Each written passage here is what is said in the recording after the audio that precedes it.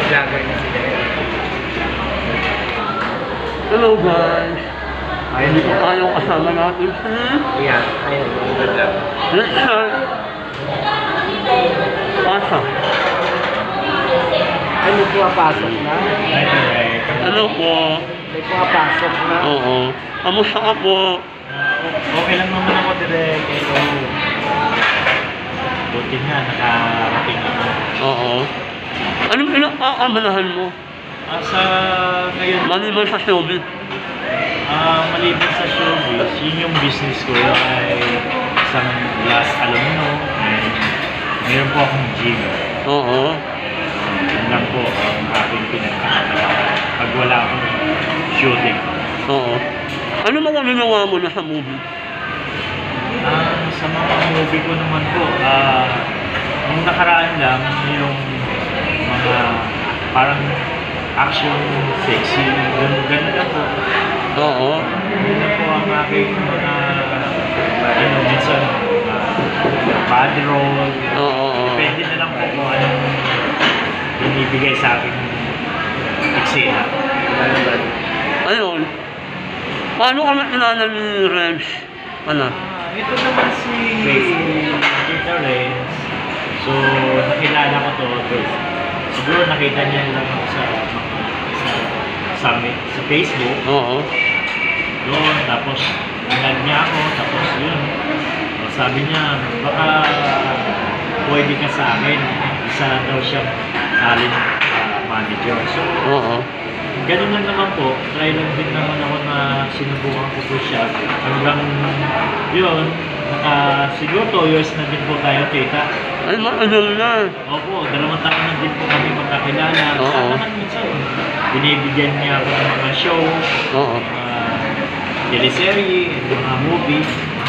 Minsan nga, doon pa sa malayo. Oo. Kahit malayo, nakakarating ako. Kahit sa location. Di ba, ngayon, kampanyahan na hindi ka man nag-isip na pumasok sa politics. Sa politics, Siguro naman, kaya mo. dati kinukuha po ako. Oo. Ayaw ko lang po talaga. Kaya mo. Sakit sa ulo ang politiko eh. Oo. Ganito, mas okay na din sa akin. Yung mga commercial. Commercial, shooting, teleserye, ganun lang po. Tapos yung aking business, ganun lang. Anong agency na sa commercial? Mga commercial ko po, tulad Anong agency mo natin? ang agency ko kasi hawak niya si Katolik. Jojo Veloso. Jojo Veloso? Yes, ma'am. Gumagawa mo yun ng commercial? Mercator ka. Mercator ka yata. Yung sa Commercial mo, di ba? Opo, opo. Mercator. Oo. Si Jojo, hindi naman gumagawa yun ah. Mercator. Hindi po, siya yung mga nag-aano sa akin, una. Pumasok sa Oo. Papasok. Ayun. May iba pong agency po kasi sa commercial ko. Oo. Anong height mo? Ang height ko po is 5'7", 1.5". So, Oo. 5'8" na rin. Ayun. Yung mga sexy role, wala bang problema sa'yo? Mga sexy role naman sa akin. Okay lang kasi bilang actor, talagang ano na yan. Oo. Sama talaga yan minsan. Oo. May bibigay sa akin role.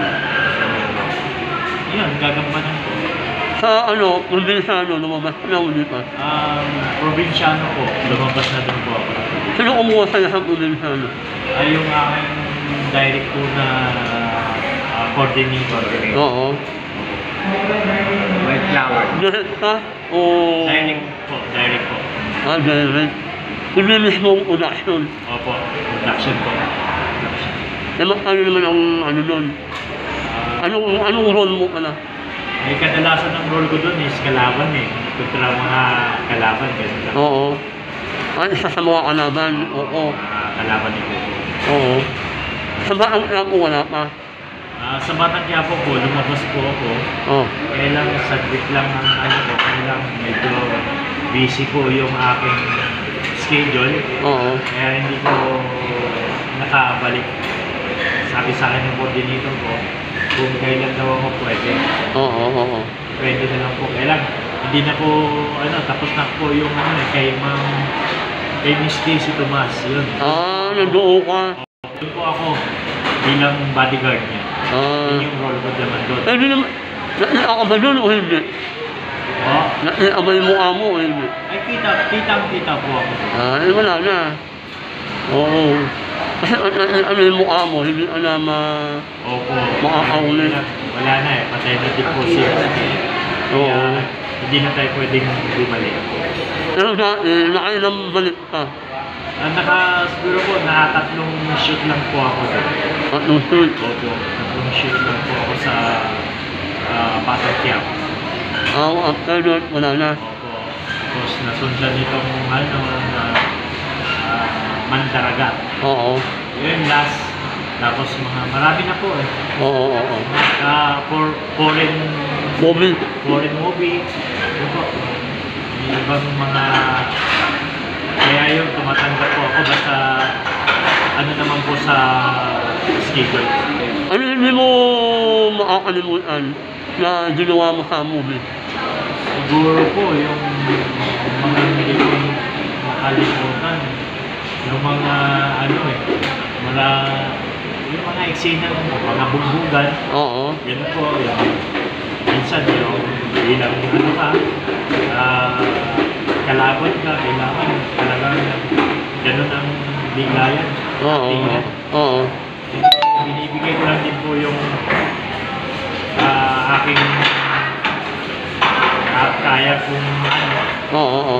binibigay ko din po para ikakaganda na. Para maraming kumuha. Opo, marami po. Oo. Kaya yung mga ibang dyan, ito naman, dito po yung manager ko, si Peter Renz. Oo. Siya naman po ang nag-handle sa mga ko. Kamukha sa sa gagawin natin movie. Yung gagawin natin Oo. Yung thank you direct isa kong nakita niyo po ako ngayon. Oo. Ito, yung meeting natin ngayon. So, sana po, yung kuha niyo po ako, gagalingan ko po. Hanggat kaya ko. Yun, paano kung may bad exposure? Bad exposure. Exposure lang. Ganun, okay lang po, huwag lang po tayo. Okay lang naman sa akin sexy na yan, basta huwag lang. Oo. Diba? Kasi medyo sensitive din tayo ngayon sa mga... Tama ko na sa Netflix. Bawal sa detection. Oo. So mga bad exposure lang, okay lang yun. Normal lang naman sa bilang actor. O ano yung, Pero sa Viva Max, hindi bawal yun. sa Viva Max, talaga bawal. Ano yung lahat? Meron naman sa Viva Max po, pero hindi naman totally talaga kita. Oo. So parang lang po. Parang mga lang. Opo, pahangin-hangin lang. So kaya naman natin. May umuha naman sa'yo sa Viva Max? So may kumuha sa akin ng Viva Max. Medyo na one day. Oo. One day lang, one day? One day lang po, parang shoot. Oo. Hindi ko kasi medyo Hindi mo tinanggap, hindi mo medyo hindi ko na lang tinanggap yung offer. Oo. Kasi po medyo iba yung dahil Iba yung dating. iba ang dating, parang hindi ko ata gusto. Oo. Eksena. So sabi ko next time na lang. Mahaba-haba. Opo, para gusto ko naman po, kung bigyan man ako ng ganun eksena, hindi lang sandali Oo. na yung role lang na yun. Gusto ko naman na yung maganda kong mahaba-haba. Oo. Para makilala. Kaunting mensahe mo para sa followers mo. Sa mga followers ko, basta support. Dito lang po ako, supportahan niyo lang po ang aking mga movie o ginagawa kong commercial. Basta dito lang po ako. Mahal po kayo. Dito lang po ako. Huwag niyo sabihin na medyo masungit po ako. Pero pasensya na po. Minsan po talaga busy ako. Oo. May basher dyan, kasama na yan. Ano na mas ka rin? May Ano ba mas? mayroon pa rin mga nagbabas kasi Oo. normal lang naman po yung mga, ano, alam mo naman, social media na yun. Talaga, Oo. hindi na iwasan na may mga basyo. Eh, para sa mga followers ng YouTube ko. Mga followers ko sa YouTube, hello, ayun, yung Richard, RTTV. May YouTube pa rin? Opo, may YouTube po ako. Follow nyo din po ako sa RTTV Oo. Pasa. Follow nyo ako sa YouTube. Ito kay Direk. Oo. Ito, kaya busy lang din po. Hindi ko po na tuloy-tuloy yung aking mga vlog. Oo. Ay, hindi muna, inuulit. Inuuna ko muna yung mga ano ngayon kasi may mga project po ako sa mga movie, Oo. teleserye, tsaka commercial. Ano po? Kasi sa business ko, busy din po talaga ako. Oo. Ayun, maraming salamat sa iyo. Pinaunaan mo ako kahit medyo napopospon tayo. Ay talaga, Oo. maraming salamat po sa inyo din. Oo. Talagang nagkaroon kayo sa akin kahit medyo malayo. Oo. Pumunta po kayo at saka talagang binigyan ko kayo ng oras. Oo. Kasi Ayun. nagkataon kasi nung may shooting ako nung ano natin dito. Ano mga araw na yun? Mga ilang araw din.